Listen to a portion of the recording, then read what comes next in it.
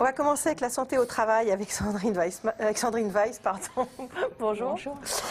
À quelques jours de la Saint-Valentin, on va parler amour et sexe. Près d'un tiers des couples se rencontrent au travail. Alors en termes de relations amoureuses, vous allez nous dire ce que l'on peut faire ou pas pour les entreprises et pour les salariés. Mais déjà, est-ce que le bureau, c'est un lieu de rencontre? Pourquoi exactement? D'abord, il y a tout le temps passé ensemble qui permet d'apprendre à mieux se connaître. Et puis, au travail, on fait attention à son apparence, on est mieux coiffé, il n'y a pas de chaussettes sales qui traînent. En bref, on est à son avantage. C'est ce qu'explique Loïc Roche, psychologue, dans son livre « Cupidon au travail ». Alors, on dit souvent une expression « no job in job hein », on dit ça. On l'a souvent dit chez nous. D'aucuns le disent. D'aucuns le disent. C'est ça. Jusqu'où un salarié peut-il aller dans la drague alors ?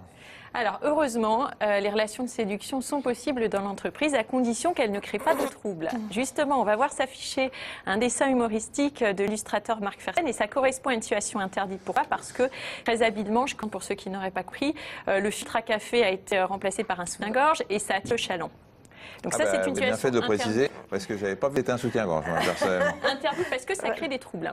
Voilà, on a des exemples de situations. C'était un quoi? C'était un 60A de situations au travail où le salarié a été sanctionné pour comportement préjudiciable à l'entreprise ou oui, pas? Je vais faire encore référence à ce dessin. Le cas le plus souvent cité, bien, Michel, alors, hein, mais on va plus voir le dessin. Le cas souvent cité, c'est celui d'une salariée qui a été licenciée parce qu'elle portait un soutien-gorge transparent.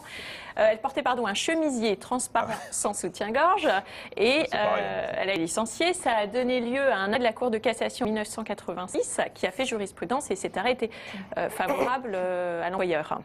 D'accord. Alors, il y a une autre limite à la drague au travail, c'est de ne pas tomber dans le harcèlement. Oui. Alors clairement, dès que l'autre, au travail, exprime son désaccord dans une relation de séduction, il faut arrêter, sinon on glisse vers le harcèlement sexuel qui est, je le rappelle, puni par la loi. Mais si tout le monde est consentant, il n'y a pas de problème. Alors même si tout le monde est consentant, heureusement, on est d'accord sur le fait que toute relation sexuelle est interdite sur le lieu de travail quand même. Voilà, même si tout le monde est consentant, effectivement, pas de relation sexuelle sur le lieu de travail. Vous disiez comment, Michel? No job in job. At job, là, carrément. Là, carrément, at lieu de travail, vous voyez. Oh, et comment vous parlez en vous? Alors, en fait, même si ça se passe dans un bureau individuel fermé à clé, c'est pas possible, ça relève de l'attentat à la pudeur. Pourquoi ? Parce que, d'après le Code du travail, un bureau individuel, même fermé à clé, est toujours considéré comme un local à usage collectif. Donc, ça n'est pas un lieu privatisable en aucun cas. Alors, pour l'anecdote, il y a des entreprises qui mettent en place des choses justement pour éviter toute tentation. Je prends l'exemple de l'Ordre des avocats qui, très longtemps, a eu dans son règlement intérieur ou code de déontologie une interdiction d'installer des bureaux, d'installer des canapés dans les bureaux, pour éviter toute tentation. Oui, oui, ils sont graves. Hein. Oui, surtout qu'il n'y a même pas besoin de canapé. Enfin, non, mais c'est vrai. Et précisé? Mais non, je n'ai pas précisé. Ça paraît évident quand même. Ça dépend si le bureau est encombré de plein de choses. Notre employeur a-t-il le droit de nous muter si nous avons une relation amoureuse avec un collègue? Théoriquement, non. Depuis les lois Auroux de 1982, on va le voir s'afficher, c'est relatif à la liberté des salariés. Les entreprises ne peuvent interdire à leurs salariés d'avoir une aventure, ni les muter, les licencier pour cette raison.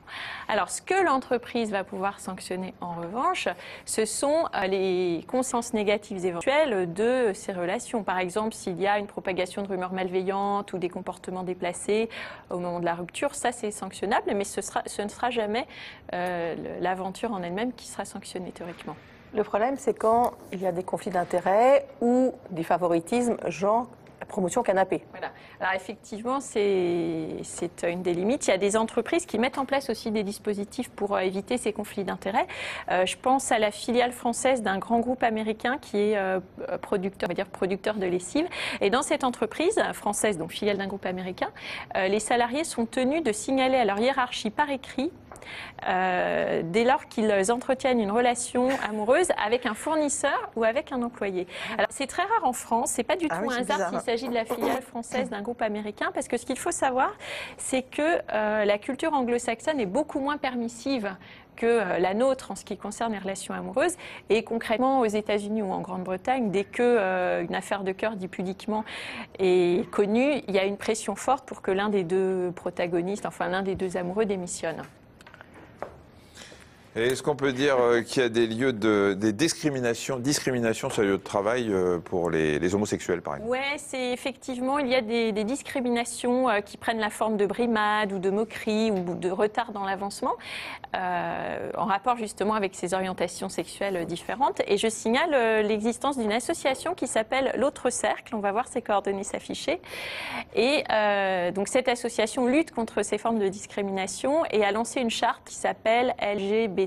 Ça veut dire lesbienne, gay, bi et transsexuel. Et les entreprises signataires de cette charte, il y en a beaucoup, s'engagent à lutter contre toutes ces formes de discrimination liées aux orientations sexuelles.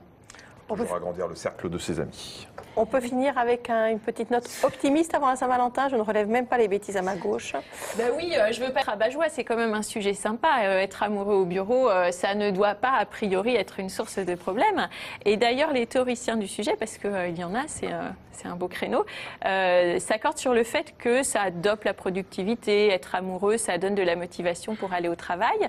Alors ils s'accordent quand même tous sur un point, c'est que le conseil qu'ils donnent, c'est de rester longtemps discret sur sa relation et l'afficher seulement quand elle est consolidée.